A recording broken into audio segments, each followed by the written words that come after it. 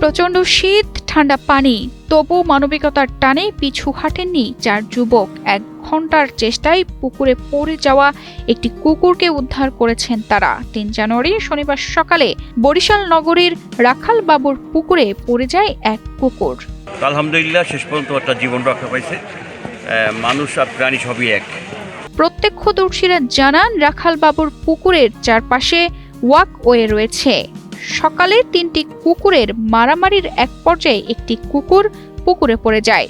প্রথমে ওঠানোর চেষ্টা করে পরে 999-এ কল করে ফায়ার সার্ভিসকে খবর দেওয়া হয়।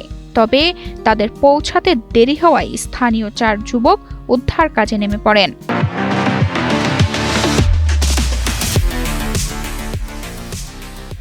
ওইখানে ওরা 3 জন ছিল, পরে ওরা মারামারি করতে গিয়ে ওই 2টা ছিল একটু বেশি ওর থেকে ডেয়ারিং, ওরে কইরা কামড় দিয়ে ফালাই দিয়েছে পানির মধ্যে।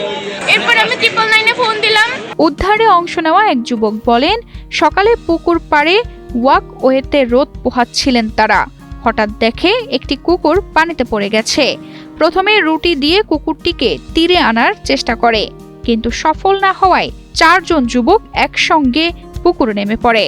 প্রায় 1 ঘন্টা চেষ্টার পর কুকুরটি উদ্ধার করা সম্ভব হয়েছে। পরে ফায়ার সার্ভিসের একটি দল ঘটনাস্থলে এসে উদ্ধার কাজে সহায়তা করে। চেষ্টা করছি, তারপর বেশি না পাই আমরা লাফাই পড়ছি, আমি বুঝে তো দেখি যে পারি না। তারপর আমরা ফায়ার সার্ভিস ভাইদের খবর দিয়েছে। পুকুরের চারদিকে ওয়াকওয়ে থাকলেও উঠানামার জন্য কোনো ঘাট নেই।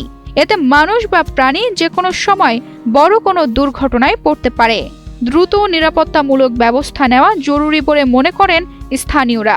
একটা পুকুর আছে, এখানে একটা যে কোনো পশু প্রাণী পড়ে যেতে পারে, সুতরাং একটা যদি ঘাটলার ব্যবস্থাটা থাকতো তাহলে পুকুরটা উঠতে পারতো সহজে।